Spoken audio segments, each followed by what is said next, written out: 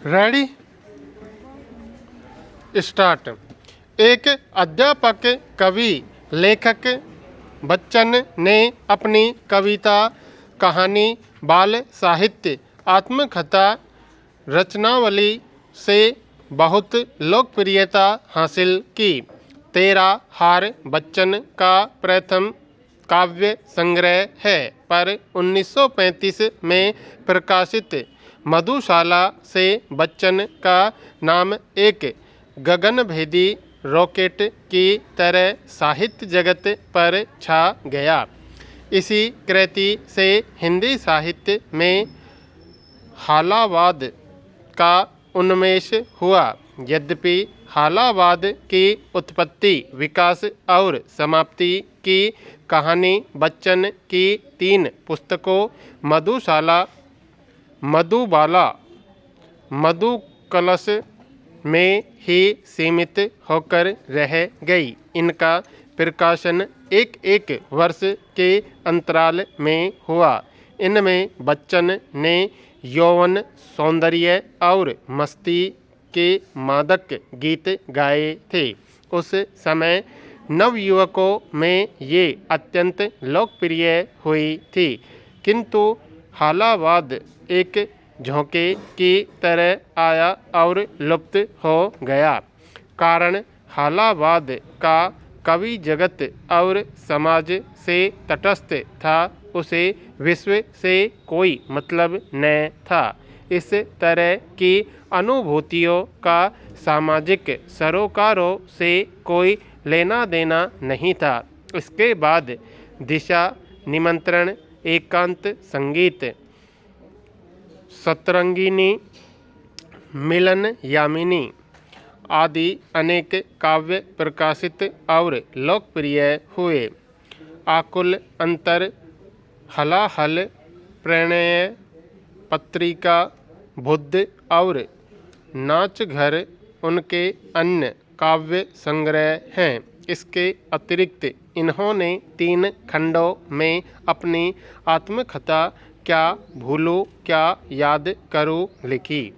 साथ ही उन्होंने अनेक समीक्षात्मक निबंध लिखे और शेक्सपियर के कई नाटकों का अनुवाद भी किया।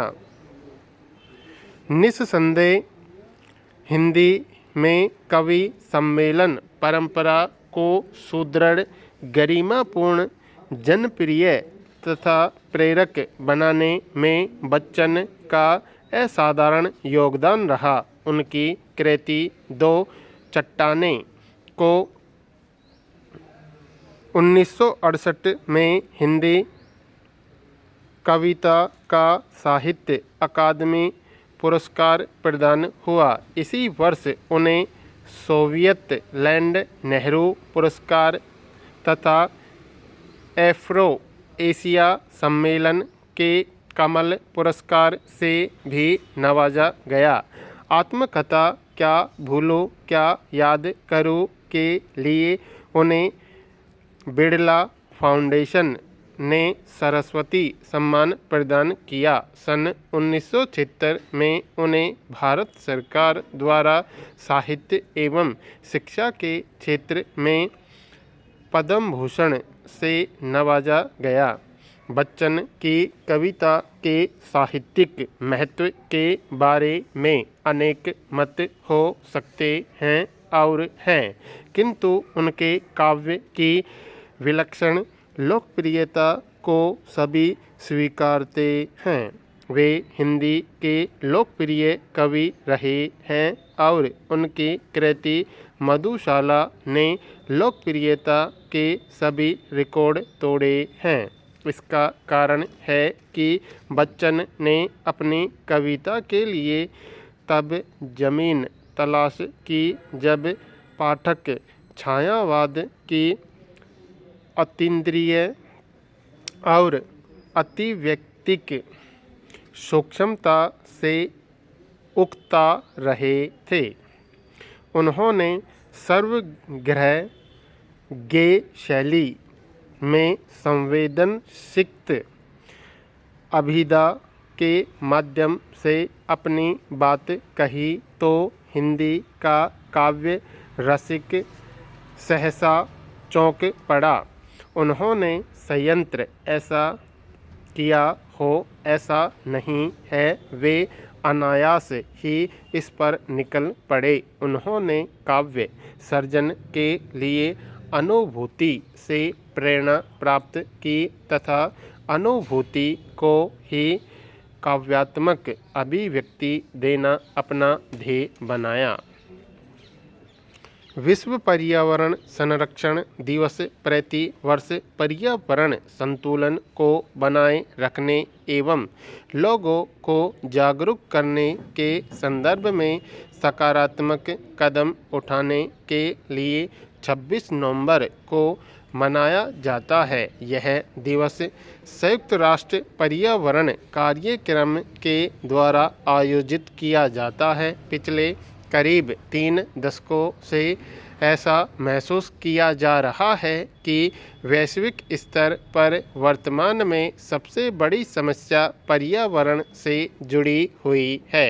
इसके संतुलन एवं संरक्षण के संदर्भ में पूरा विश्व चिंतित है। पर्यावरण चिंता की घनघोर निराशाओं के बीच एक बड़ा प्रश्न है कि कहाँ खो गया वह आदमी जो स्वयं को कटवाकर भी वृक्षों को काटने से रोकता था। गोचर भूमि का एक टुकड़ा भी किसी को हथियाने नहीं देता था, जिसके लिए जल की एक बूंद भी जीवन जितनी कीमती थी। कत्लखानों में कटती गायों की निरीह आहें जिसे बेचैन कर देती थी, वे वन्य पशु पक्षियों को खदेड़कर अपनी बस्तियां बनाने का बौना स्वार्थ नहीं पालता था। अपने प्रति आदमी की असावधानी, उपेक्षा, संवेदनहीनता और स्वार्थी चेतना को देखकर प्रकृति ने उसके द्वारा किए गए शोषण के विरुद्ध विद्रोह किया है। तभी बार बार भूकंप, चक्रवात, बाढ़, सूखा, अकाल जैसे हालात देखने को मिल रहे हैं। आज पृथ्वी विनाशकारी हाशिए पर खड़ी है।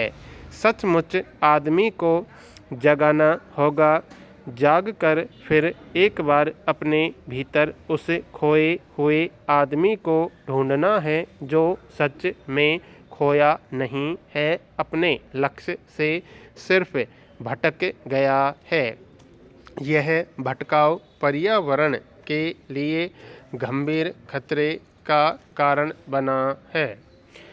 मानवीय क्रियाकलापों की वजह से पृथ्वी पर बहुत सारे प्राकृतिक संसाधनों का विनाश हुआ है। इसी संदर्भ को ध्यान में रखते हुए बहुत सारी सरकारों एवं देशों ने इनकी रक्षा एवं उचित दोहन के संदर्भ में अनेकों समझौते संपन्न किए हैं। इस तरह के समझौते यूरोप, अमेरिका और अफ्रीका के देशों में 1910 के दशक से शुरू हुए हैं। इसी तरह के अनेकों समझौते जैसे क्योटो प्रोटोकॉल, मॉन्ट्रियल प्रोटोकॉल और रियो सम्मेलन बहुराष्ट्रीय समझौते की श्रेणी में आते हैं।